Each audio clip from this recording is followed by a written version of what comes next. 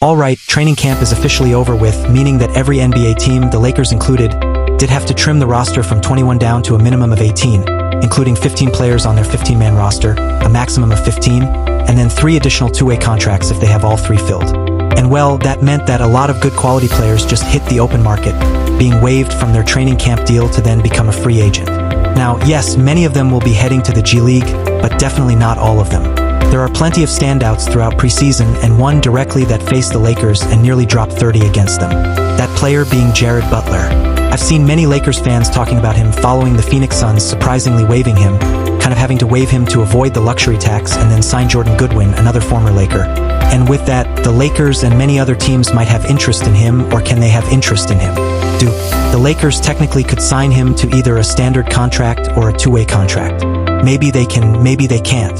We're going to get into that. We're also going to talk about the 4 players the Lakers waived today, whether there was a real standout among them, and whether they should try to keep one of them.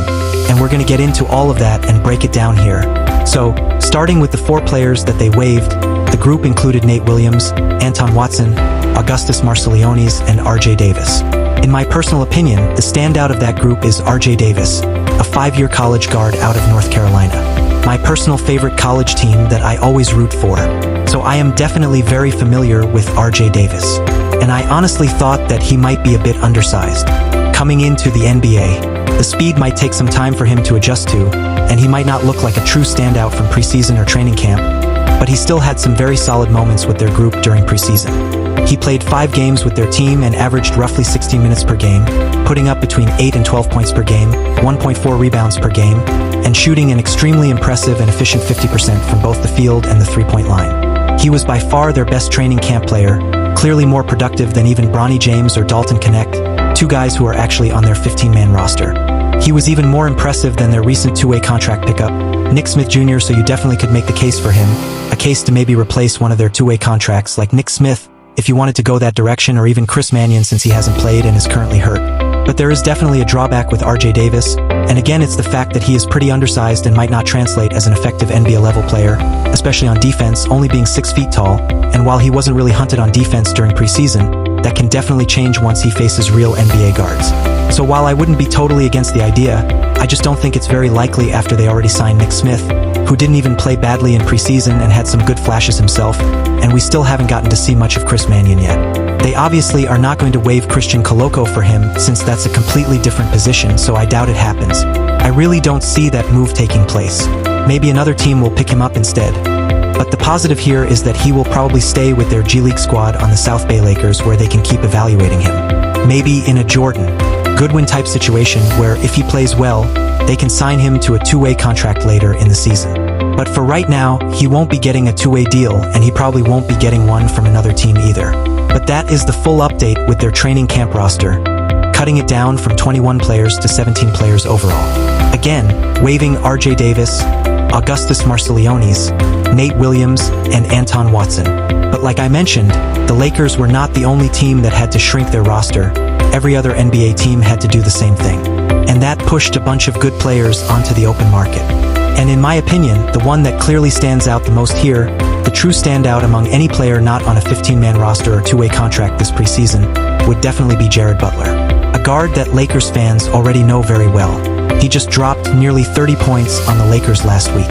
And he was also excellent for the Phoenix Suns all throughout preseason in roughly 21 minutes per game, putting up 15.5 points per game, 3.2 rebounds per game, 4.2 assists per game, nearly 2 steals per game, and shooting 47% from the field and 35.3% from 3. And not only that, but he was actually pretty solid at the NBA level last season too. In 60-game split between Washington and Philadelphia, Jared Butler averaged 9 points per game, nearly 4 assists per game to only 1.3 turnovers per game, 1.8 rebounds per game, while shooting 45% from the field and 35.5% from deep. And while those numbers might not be insane or jaw-dropping by any stretch, they are definitely strong enough to back up what he showed during preseason, or rather preseason backed up what he already showed last year at the NBA level, and it proved he should be playing in the NBA again this season. However, the downside for him is that he is no longer two-way contract eligible. Now entering his 5th year in the NBA, he is past the 4-year limit required to qualify for a two-way deal, which officially makes him ineligible. So unfortunately for Jared Butler, that really limits his contract options, meaning he cannot sign a two-way deal and can only be added to a 15-man roster spot on either a non-guaranteed or guaranteed contract.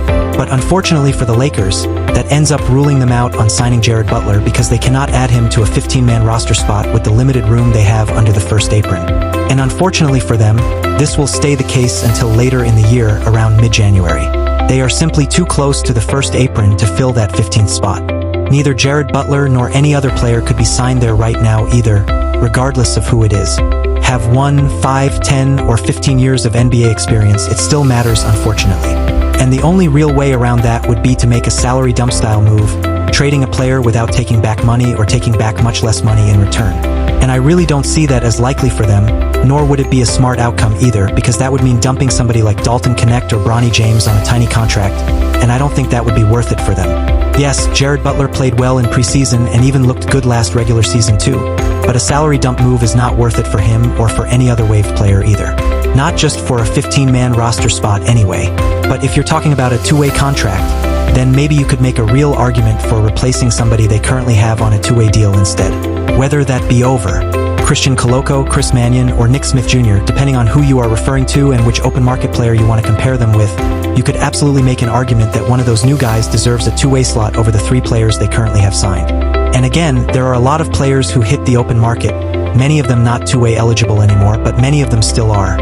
And while there are definitely plenty to choose from, and you could build a case for a few of them, one of the names I would genuinely argue for is Jalen Bridges, a player I've mentioned before, and someone who had a training camp stint with the Boston Celtics. Unfortunately for him, he did not make their roster, neither on the 15-man roster nor on a two-way contract. He was on a two-way deal last year with Phoenix, but right now he does not have that two-way contract. And with him being a 6 feet 8 inches 3-and-D style wing, I think there should be real interest here from the Lakers and from plenty of other teams as well. After all, 6 feet 7 inches and 6 feet 8 inches wings don't grow on trees when they can shoot 39% from three like he did in the G League last season. He also averaged 1.1 steals per game to go with it, able to defend 1 through 3 and sometimes even 1 through 4 on the floor. Just the exact mold he fits and the role he can bring to a roster. I like the upside that Jalen Bridges has. And since they don't really have that skill set on the team right now, not even on a two-way deal, let alone a 15-man roster spot, I think he could be intriguing for them. And again, that goes for plenty of other NBA teams as well. 3-and-D wings are a huge commodity and will stay that way for the future, especially with guys like Luka Doncic, LeBron, and Austin Reeves on your team who need that archetype around them. I would definitely take a look at a guy like him because again, they really don't have much of that skill set on their current roster. But overall, those are my thoughts on the 4 players the Lakers waived from their team, or rather from their training camp roster that they were forced to cut.